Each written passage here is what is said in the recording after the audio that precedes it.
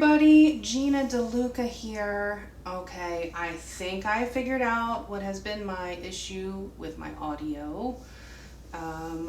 It is one of the mics in the camera, and I have done exhaustive hours of research, and I think I figured a workaround. I hope so. So I also got myself a new setup to hold the camera directly overhead. We'll see how this works out. I'm a little concerned that there might be too much glare from this angle, but we will see. I'll change it if I have to, but at least now there's the capability of that. Alright, today I'm going to be doing a splash painting, but I'm going to be using metallics. So I wanted a black background, and as I'm, doing the swipes, sometimes you can scrape down to the canvas, and you really don't want that if there's no white in your painting.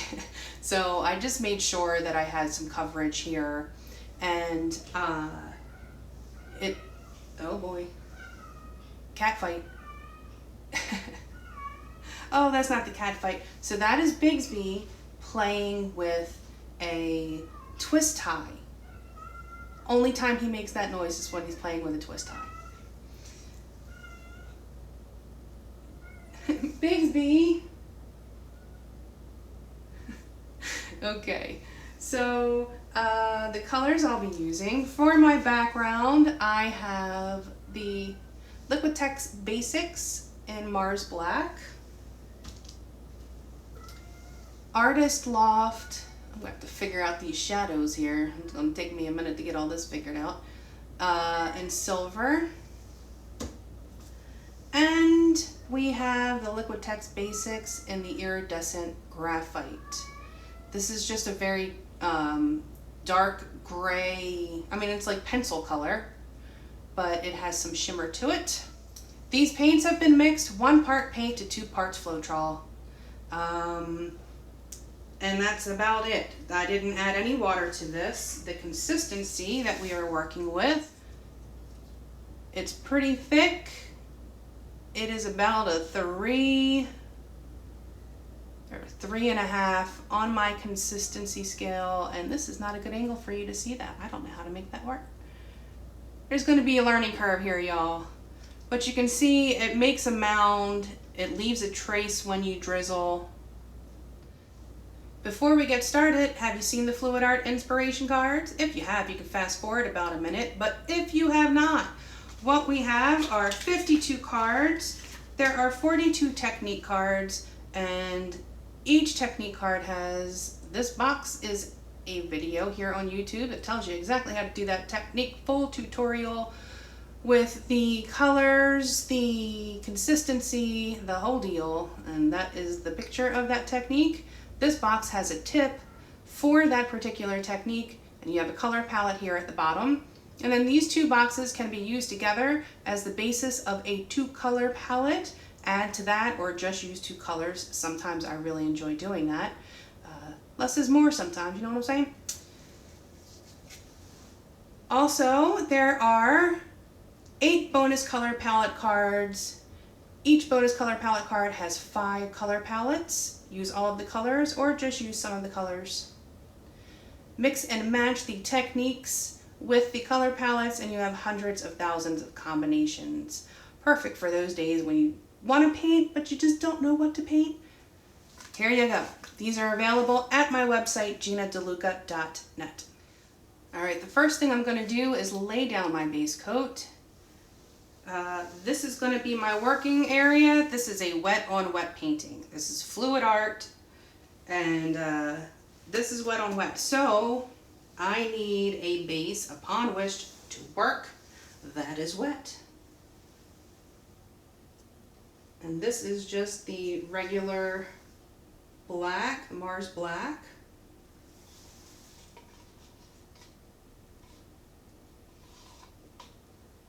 I'm just going to leave a little bit in that cup.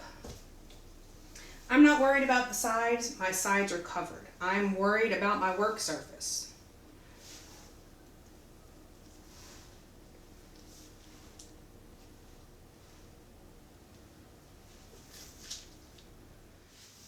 right, my base coat is down. I've had to change my camera angle because there was so much glare from the lights. There is a light directly above this painting, and if I'm filming directly above this painting, then, you know, y'all see the glare, so we can't have that.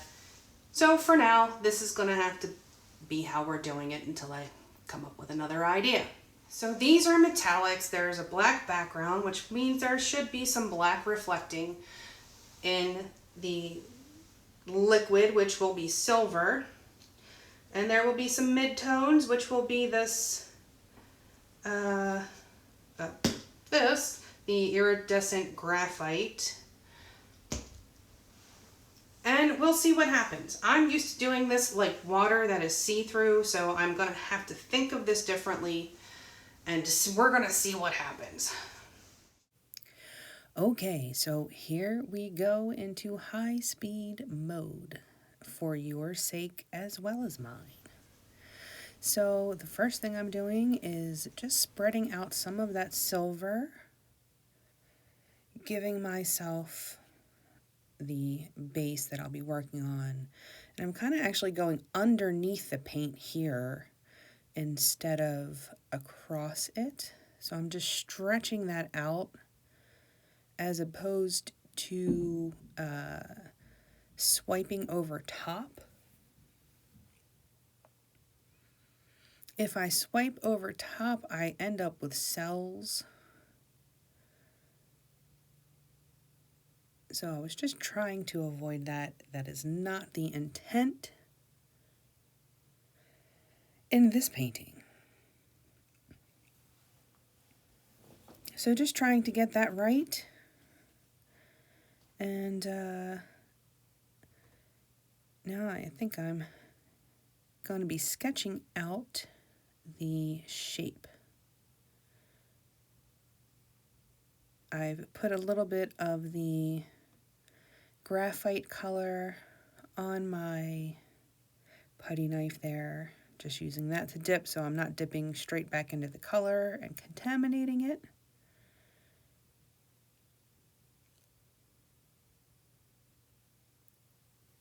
And again, this is just to get the rough idea. You can continue to change the shape as you're going.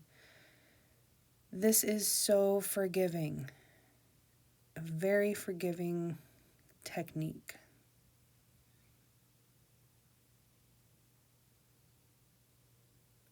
So I'm just pulling up from the bottom.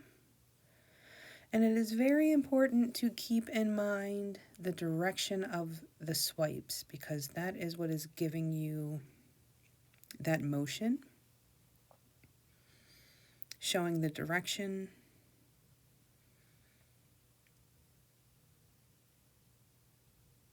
Okay, so now I'm bringing in the silver. I'm going to really show some of these highlights. Working out my edges.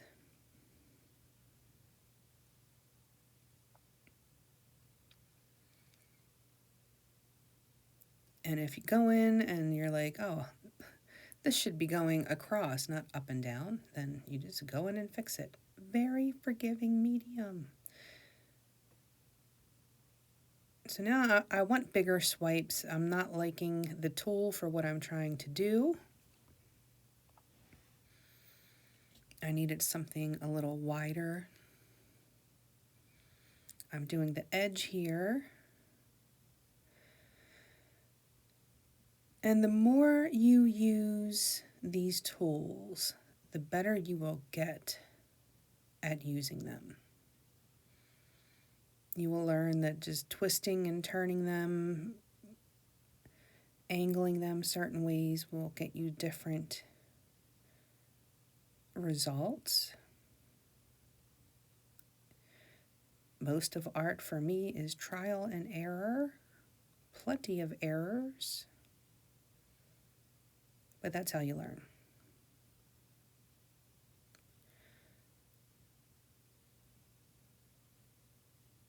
So because this is metal, or it's supposed to be looking like metal. You kind of want bigger swipes in there. With the water, you can actually get a lot more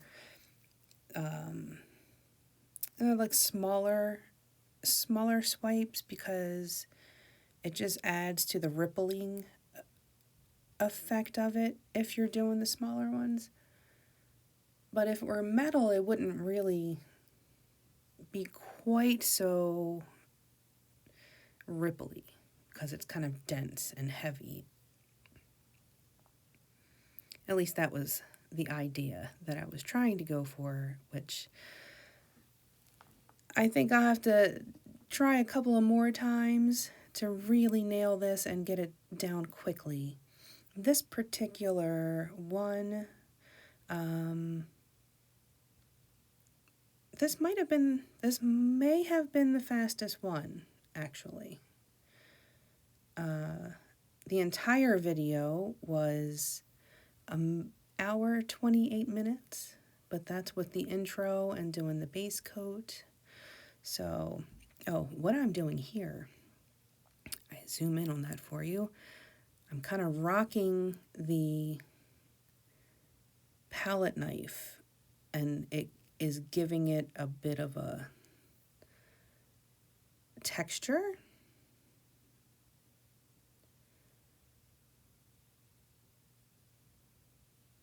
It's a really interesting technique when you're doing waves. It works amazingly for water, particularly when you're using metallics, because when it dries, you will still see those ripples in there. It'll be perfectly smooth, but you can see the ripples, which looks so cool. And now I realize that my swipes are too streaky, so I'm going to try to blend them using a wider palette knife.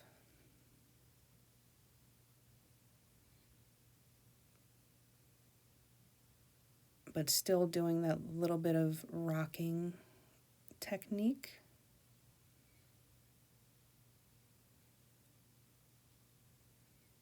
It adds so much texture. It makes it look so 3D.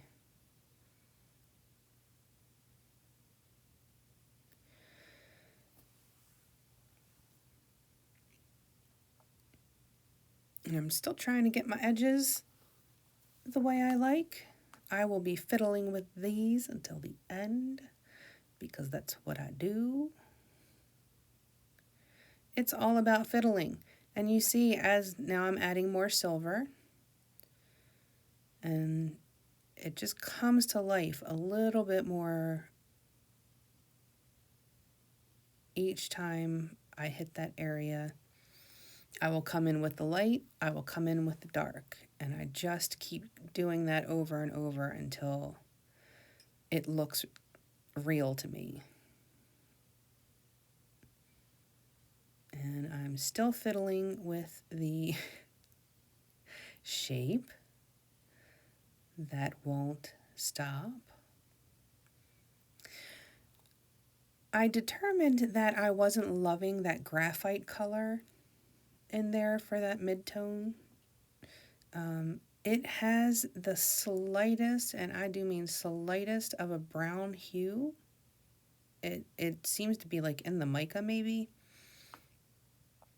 But I just wasn't loving it, so I actually just took some of the silver and black and blended that together and wound up using that.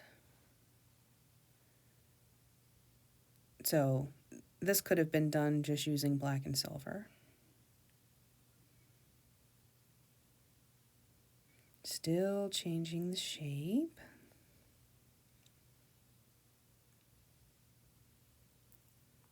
And I did like the way this shape ended up as it was, but I started feeling like it was missing something on the top half.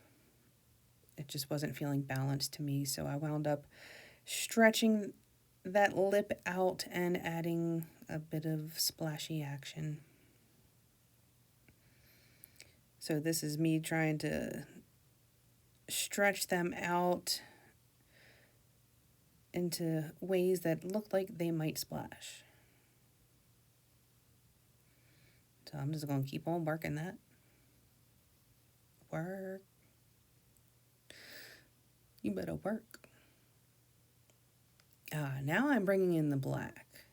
So, bringing in the silver to bring in those highlights.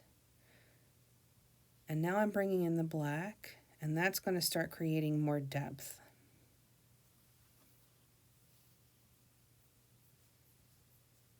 Putting a little bit of that shadow under the lip of that splash.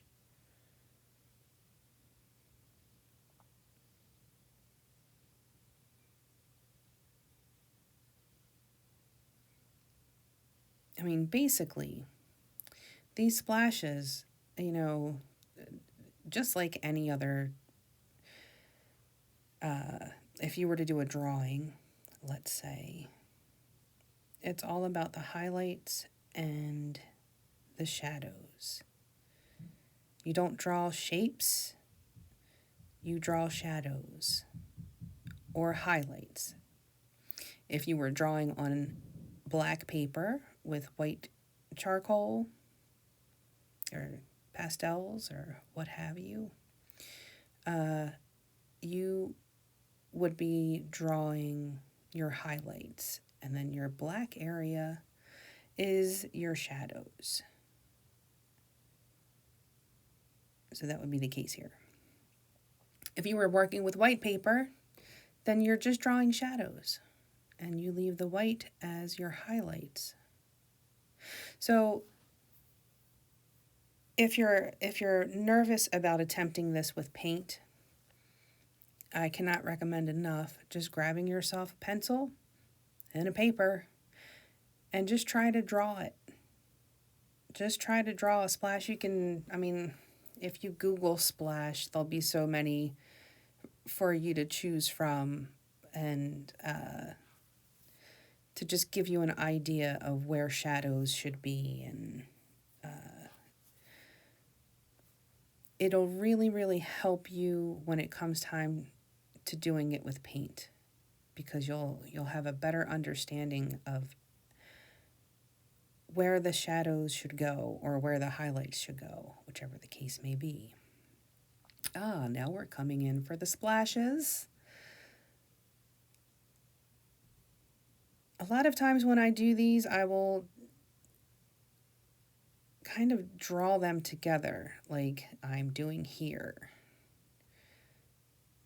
And I feel like for some reason they wind up being the most realistic to me that way.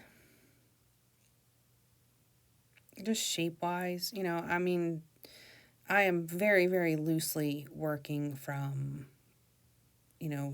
references that I've seen, and you just, after a while, you kind of know how they would behave, and you can kind of wing it.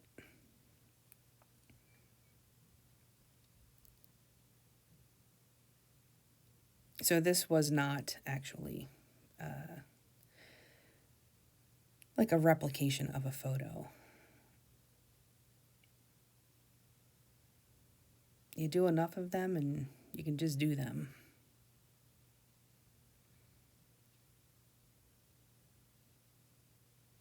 And yeah, this is a different technique for these little splashes than I would do with the water. With the water, I would do the darkest color on the outside and then a drop of the background color in the center, and then that would give you your water bubble. But this is kind of the opposite, because this would be metal and there would be a slight reflection of black on the splash.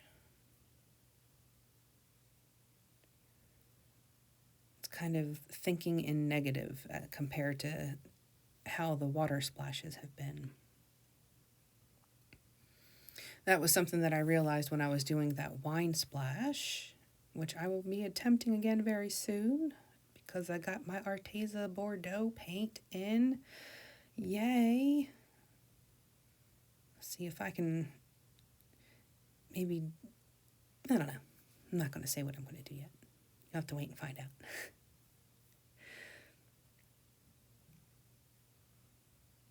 Yeah, and if you wind up, okay, that went by too fast, sorry about that.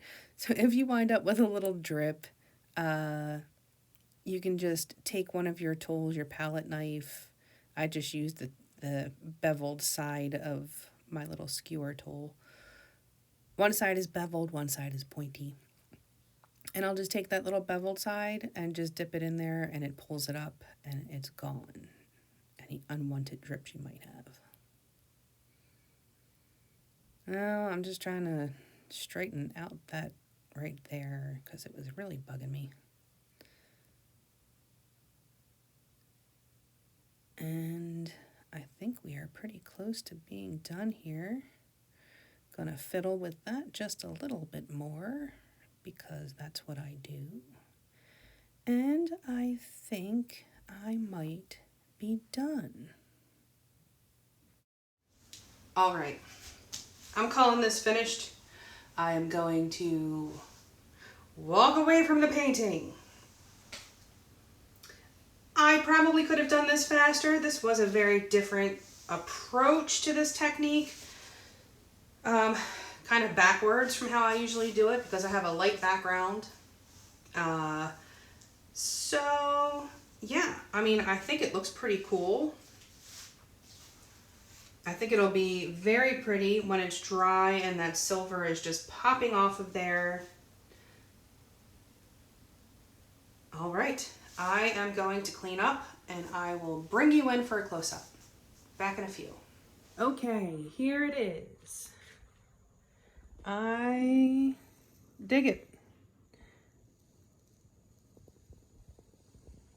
I think it looks pretty cool.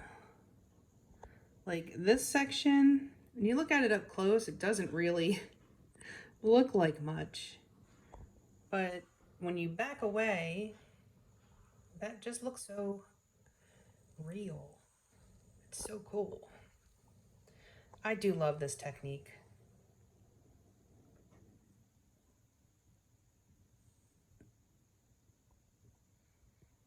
And I'm sure once this is dry, it will look very cool with the metallics shimmering on that black background.